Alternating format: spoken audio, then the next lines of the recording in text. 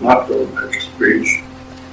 I'm going to talk to you as though we were in your living room and tell you how this program came to be and a few things about it. I hope you'll understand this speech comes to you free and is worth what it costs. Perhaps I should go back to 1963, November 22nd, which is the day that all of us here hate to remember when Kennedy was shot. I never saw such a desolate bunch of citizens anywhere in my lifetime. We had a Republican Party here that couldn't elect anybody at that time. They had elected a congressman. I think that was almost the first time since the Civil War. But you had a choice, really, of Democratic candidates. And everybody thought that this minuscule Republican Party, which could have held its conventions in the telephone booths when I first came here 50 years ago, was somehow to blame for all this. There have been a couple of minor disorders, and Helping Jay and Lady Bird, all astute politicians took advantage of this to point out that the Democrats weren't involved at all. They were a different kind of people, more orderly than the chaotic Republicans of Dallas. Mr. Kennedy was our president too. I can't think of that day without emotion. It's not possible. It was my chore to meet Air Force One when he came over 15 miles from Fort Worth Airfield. Shake hands with the man and his lady and a few other people, Governor Conley, and then go prepare to welcome him to lunch. We had 2,600 people at lunch. Well, Kennedy came, as you well know. We asked a preacher to say a few words when we heard garbled news reports that Mr. Kennedy had been shot. No definitive information. We let people proceed to the luncheon because Kennedy was in surgery at a hospital not far from where the luncheon was held. But we still, after everybody had completed lunch, had no information. I asked the people to go home if they would, not back downtown, because we had not been able to get a telephone line to find out what the facts really were. Every line in Dallas was busy trying to establish facts. I spent the rest of the day with the people who set up that luncheon. A lot of small organization at civic ends, and we thought, what happens now? What can we do to come out of this situation? Doing the best we can to make it clear that we had lost our president too, that we must now get together and find a path to take, a way to go under circumstances that left us badly stained. We were depicted fairly well around the world as a city of hate. That's the last thing the city was or is. We had had few, if any, integration problems that weren't solved in advance. For example, we had a racial committee that took numbers of black people of high standing in the black community, numbers of white people, put them together, discussed their problems, found ways to come into some kind of agreement as to what needed to be done to keep this town the kind of good town it really was, and not one painted from outside in a different way. But the outside journalists from all over the world came here, and Mr. Kennedy was a popular man. And we were widely depicted as a city of hate. A few weeks later, I was called upon by members of the council. The mayor had resigned and said that the charter said that once he made his announcement officially that he would run for Congress, that we had to appoint a mayor by the council at that point, I should say. I was asked if I would do it. A complete non-entity in the political world. I'd never held any political office, even that of no Republican. And I had been president and was chairman of Texas Instruments, growing rather rapidly, and I suppose the fact that it was a successful growth company led people to believe that perhaps one who could do that could do something in City Hall that would be helpful. At any rate, they called on me at home and asked me if I would serve because they had been unable to come to a choice. I talked to my bride then of just about 50 years, and she said, well, if we've gotten anywhere at all in life, it's going to be found here. Good people who will always help when asked. You better do it. So I paid attention to my I didn't know anything about being mayor. But after all, if you have run an organization, you have in your hand and knowledge of how to get along with people. That was my only asset, I think. The difference between being mayor of the city and being the head of a corporation is really, in the only important way, is really that the mayor and the council have to have great regard for matters of public health and safety and welfare. The corporation has some of that too, but in the city, those responsible for its governance must pay attention to these things that I have mentioned as high priority. Number one priority, of course, is public welfare and safety. I found it not too unlike the corporation in other ways. There were things to set out that were to be attempted. As a young man, I had found out that it always paid to put things on paper. Engineers are trained to bring chaos out of order in reverse. I say it that way because perhaps you'll remember. Sometimes I thought my efforts were going to bring chaos out of order, but they did not, because there were no secrets in City Hall. It was completely open. We had a government at that time that was honest, was essentially unpaid. The councilmen and the mayor all received, and there were 9 of us at that time, all received the same salary, $20 a week. And anybody who could live on $20 a week in the 60s had a very slim diet. But we served because I think most of us want to put something back into the city. We have been given much in a city with honest government, good government, and with pride in our city. That was the background then.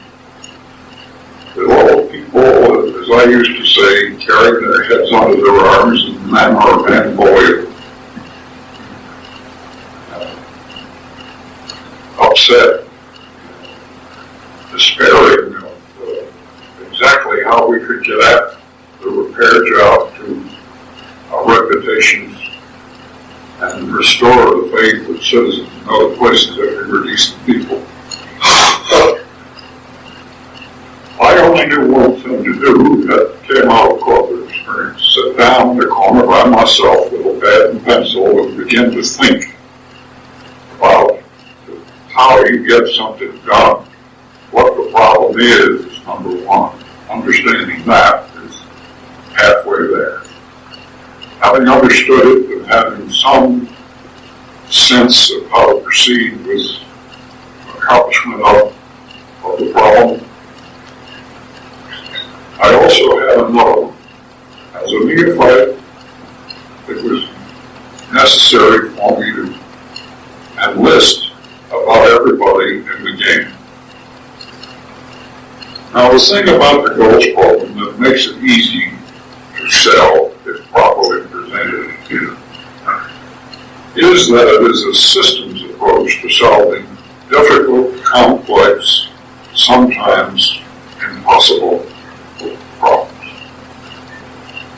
It's a way, really, of bringing order out of chaos. I found in my disgust, really, that it took me 6 months to persuade people in Dallas, Texas, that I met on the street, who wished me well, wanted me to be successful. They had not a clear definition in their minds between a goal and a plan. So we had to sell that to begin with, and I think you and Clayton would have to do the same thing. It is not something that's clear in most people's mind because they don't have clearly stated goals on paper, and they don't have plans that are orderly plans to achieve them step by step. Nobody goes from A to Z in one step. It's one letter at a time, one step at a time. And some of them are very difficult steps to make. However, in proposing this plan, I had come to the conclusion that the key to the success in it was to involve as many citizens as we could, hopefully all of them, and then bring their views into some kind of consensus. How do you do that? Well, it's not so bad. The goals program, I used to say, is a little bit like being in favor of motherhood and against sin. When you start to tear it down, you don't find much to get hold of. The first question you answered is, what is City Hall cooking up for us now? The American people are accustomed to have the people who govern tell them what they're darn well going to get. We didn't use that technique at all. We asked them what kind of heritage they wanted to leave for their children and their children's children. Do you want this to become a great city? Do you want your children, grandchildren, to have more opportunity in the right kind of place than they could have anywhere else? What is a great city? What makes it so? Why is it that some cities live century after century? They can be overrun by any kind of vandals. They can be destroyed. They will be built again. What are the elements there that we can seize upon? What makes it possible to understand the elements of a great city and then begin to align the assets the city has in a series of parallel goals that make it possible for a citizen to see that what he himself wants to achieve in his time is rather closely parallel to what the city government is trying to do. That is true of a corporation, and corporation presidents will tell you so. If you motivate people and tell them what you're trying to do, and they understand it, they don't have to understand everything that the chairman or the president knows, but they have to understand why they're doing their job. And if they are assessed rightly by management, they know more about doing their particular job than anybody else in the place. So we have two people that sometimes don't talk to each other, a manager and an employee who works for that manager. But if I could create perfect understanding between the two, then it would be possible to show the employee what's in it for him, to give his all to the corporation. If the corporation says, you look me over and see if I'm the kind of corporation that you want to work for a lifetime. That's a test. A lot of people, kids coming out of college particularly, tend to go to a great name, but they don't check it. They don't know whether it's taught Ruth, going to fail in 10 years or 20.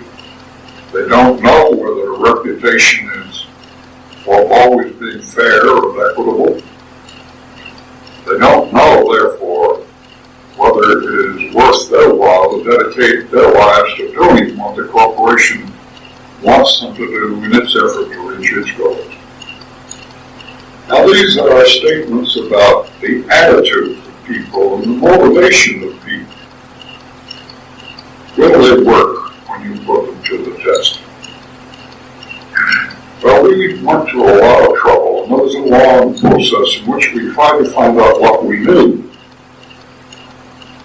And I'm always grateful that we weren't like the old farmer who said of his neighbor that he couldn't get along with him because that fellow had everything all knowed up. We knew that we didn't know as much as we needed to.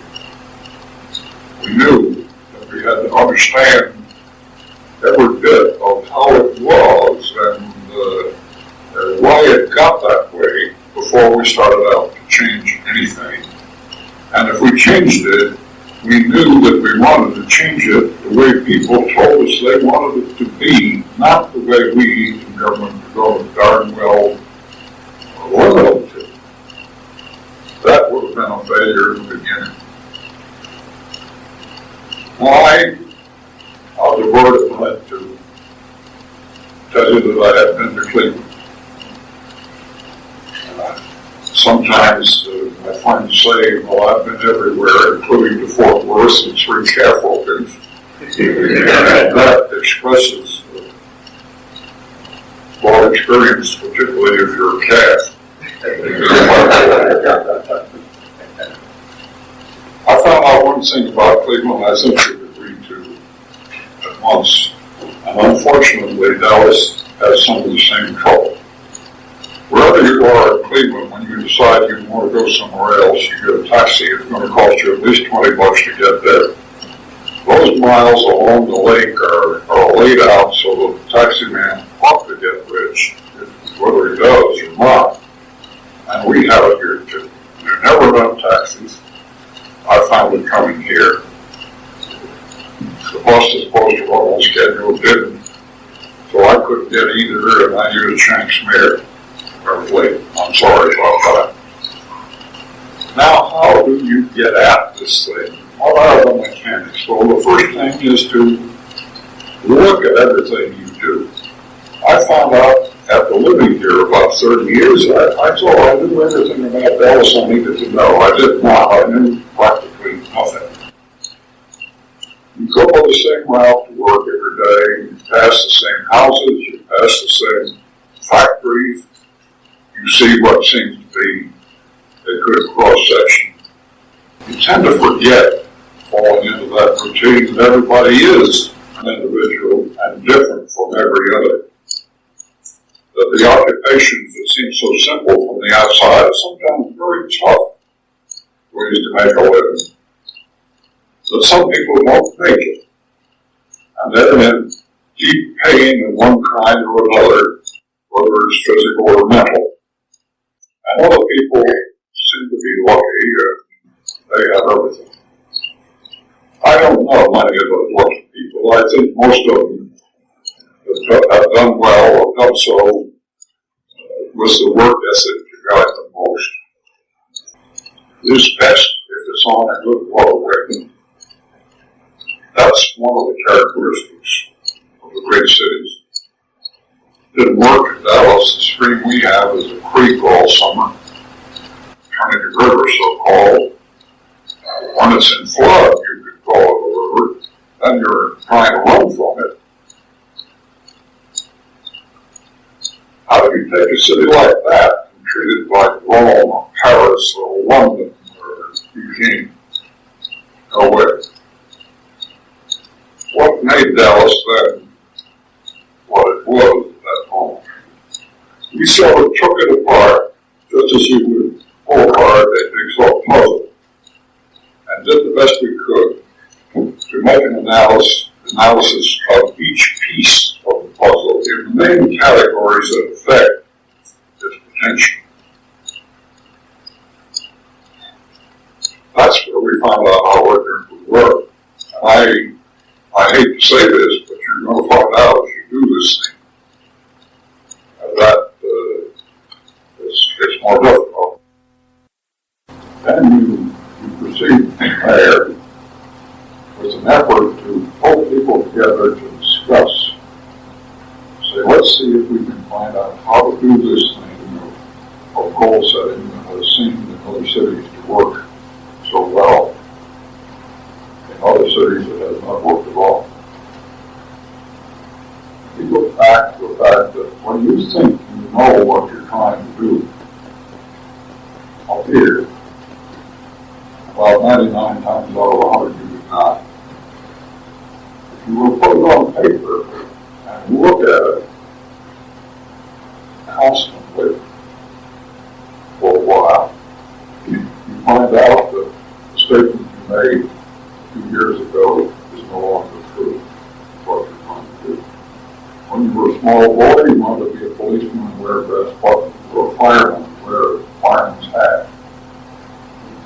You got a little older, maybe you wanted to be a football player or a baseball player. Have fun all the time. Later on, there was something else for you, the job. And in that, you were either content, miserable, or like most people, somewhere in between. So the facts are there for digging what you must dig before you know what kind of a city you have. In Cleveland, for example, I was there perhaps 15 years ago by the request of a man named Shepard, who I think was president of TRW. He was an able man, articulate, called me on the phone and said, will you come up here and tell our club of 50, all top people in the corporation here and there, what you're doing and why you're doing it, how it works, how you do it. Now, out of that meeting, I was able to put my finger on one of the basic things that they were having trouble with. I don't know how it came out, whether they ever, that club of 50 ever looked at it or not. I think probably they did. They found reasons that might be discouraging. I will tell you what I think they should not have been discouraged. I'll tell you why.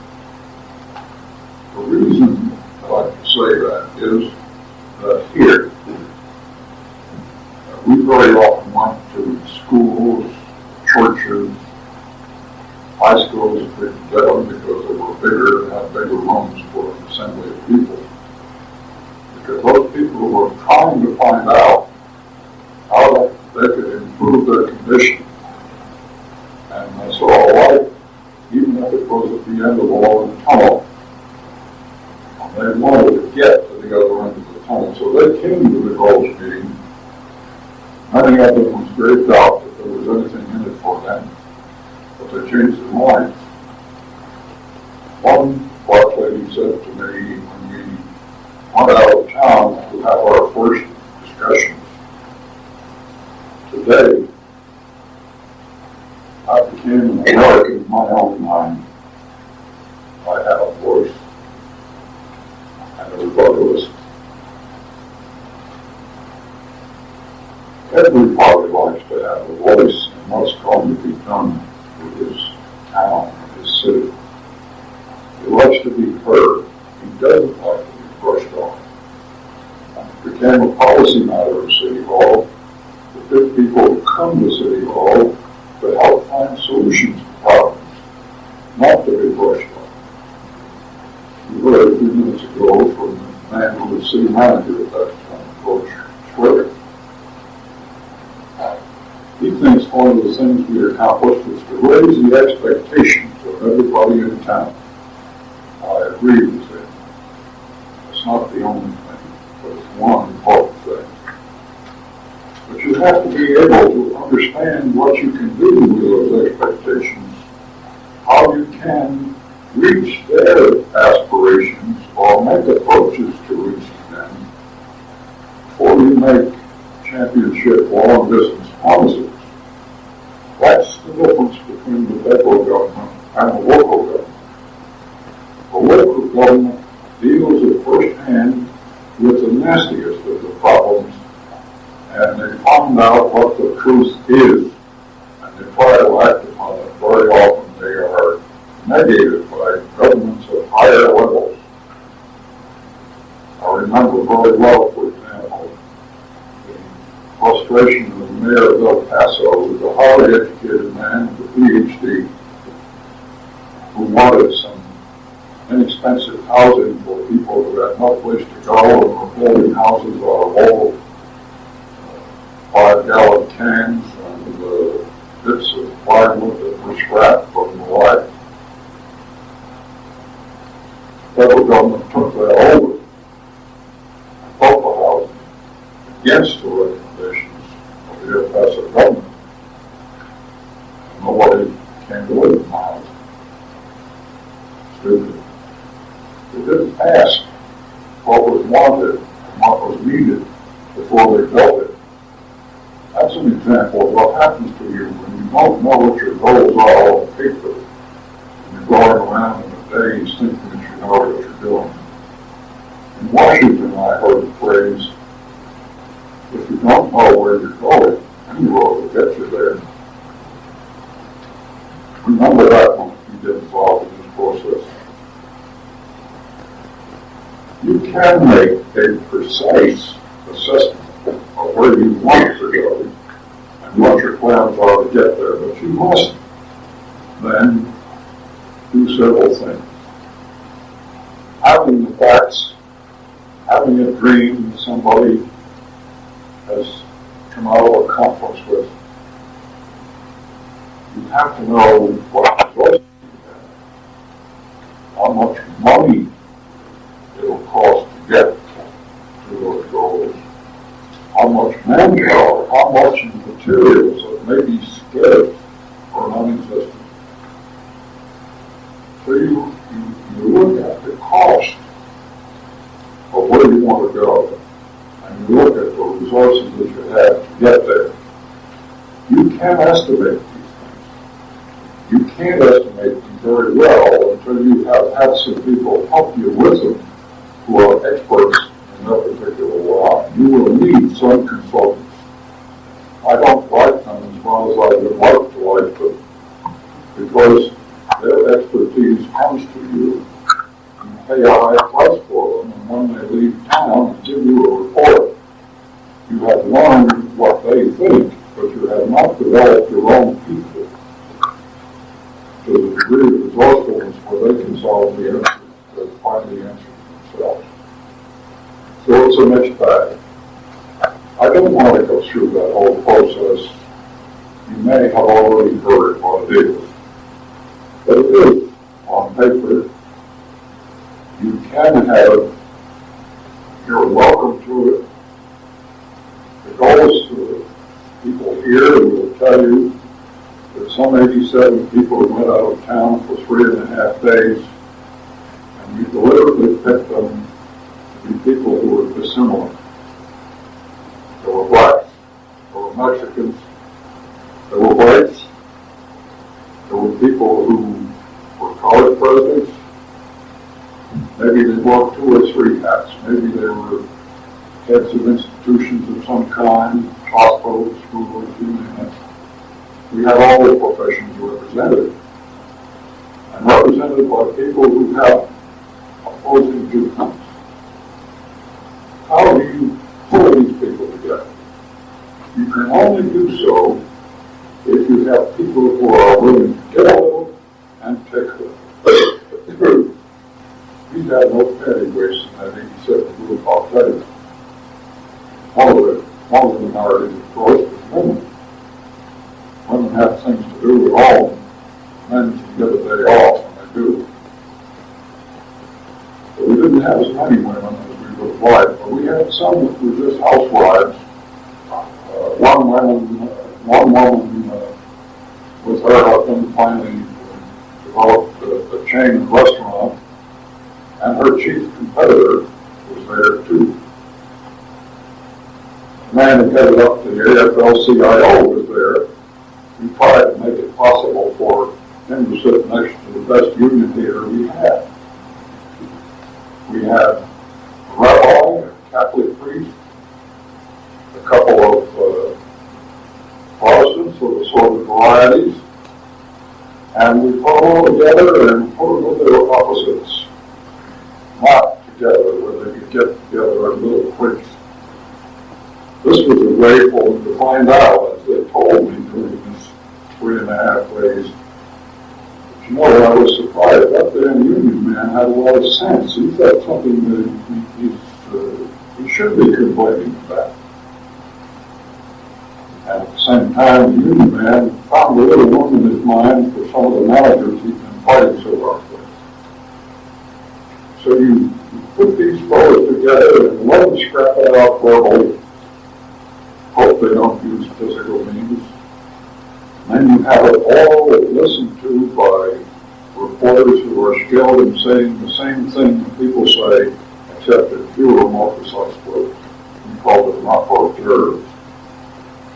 At the end of 2 days, people came to me who had said this was an obvious failure shouldn't have been started. Said, good Lord, this is almost like a religious revival. I've never seen anything like this. People are listening to each other. And you will find that too, if you have the people with enough charisma to make that seem possible to the participants. Give a little, take a little. At the end of 3 days, we took a half day to read back what they had said. We said, in each case, what are you saying? Have we put it down the way you said it? Don't give us commas and semicolons. We want to know whether the meaning of what was said is what you believe, so that we can come to some kind of consensus. And that's what they did. On 11 out of the 12 principal subjects about which we talked, 12 principal things that changed our lives, we had consensus with very little trouble. With 12 the governments of the city, we did not.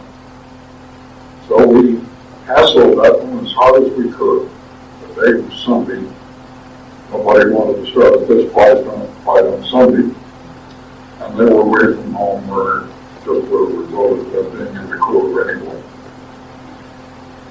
So we listened, and they talked, and they talked, and they talked some more. And we took a vote. It was 9-1 to keep the government we had. And it's been that way ever since, until the Supreme Court said that we must remember one man, one vote, and we must change to the same kind of government that the other great cities in the United States had. Most of them were in deep trouble when the Supreme Court gave that ruling. And they still are. We are still going pretty well. Our government still is on it. It is not a district. kind of government such as you have. But you can live with that. I still think our city manager, Council form of government, was better. It has given good government now for just about 50 years. And why do you change something that works well? Why do you want to tear that house from the sole account you want? I don't know. But I know the court did that. I shan't take any more time, except to say to you, don't let anybody kid you out doing this if you yourself believe it can be done. You can't do it if you believe you can't do it. I've seen things happen here on the same basis of the consensus among people who differ 100% in their views that will make, in the end, a different place for the city. The new city hall was one of the things that was in the goals program. It's there, it's in place, it was done by the architect thought by most to be the greatest in the world. Because we wouldn't have a second-rate architect to make the symbol of our city and its people a second-rate city hall. We found the best. We got the location of it by taking 15 people who had no interest in the downtown area. We knew the city had to have a downtown city hall, but we developed about 11, I think, criteria for what makes the city hall the most useful to people. Is it accessible to people on foot or on a bus or whatever way? These criteria, when examined, made you awfully glad you had chosen a master architect to design something that would stand up over time and wouldn't look like the kind of people it represented. Strong, simple, in the best sense of the word, made of a single material as the Greeks built their marble temples. Ours just concrete, all we could afford. But I submit to you that it looks pretty good for simple concrete. And it works pretty well inside. The new airport, which you probably came into, was on that first goals quote. Every city that is going to be great must have a great university. We had one that was here. We didn't think it was enough for a city growing as we were. A few people got together and established a new one, got it going, and gave it to the University of Texas system. It's there today with 8,000 students. It wasn't there when we wrote the goals book. There are other things that we saw that we knew we needed. We found that we had 50-year problems with water supply, and we had problems with a short fuse that had to be tended to tomorrow morning or begun to tend to, or we were in trouble. That's the way the problems come to you. And if you have in mind what you are trying to do, you will do better. Everywhere I went, I had a briefcase almost chained to my wrist as diplomats do when they go abroad. In it was every telephone number, every address, everything I needed to know about all the people in all the branches of government superior to ours that I could reach for in case of trouble. And my number one priority was no less here. I dealt with it harshly when necessary, to the extent that I could. But let me tell you, in Dallas, Texas, the mayor has no power except that which he can amass by his own influence and by what he does as well as what he says. The most we could do to one of our citizens who needs punishment is fine him $200. We can't even keep him in jail. We turn him over to the county. I can tell you from my own experience that a rough assessment of those who go free will be about 1 8,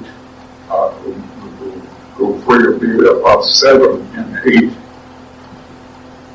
who are caught with crime.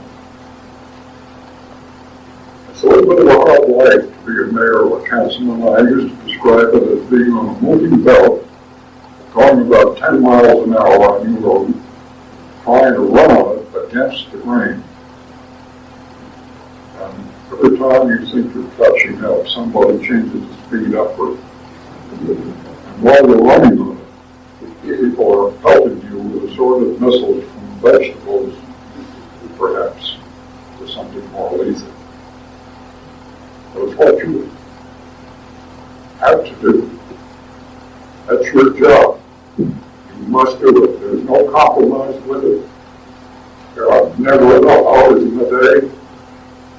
And if you are afraid to get your hands a little bit greasy, don't get in it. But as you see, we are now a different city than that we were on the day that President Kennedy died. The goals program had a lot to do with that. And what you see around you is likely what the citizens themselves dream could be, and what can be, men can make. And if they have the insights to do it, they will do it. I wish you well, and we'll do anything we can to help you.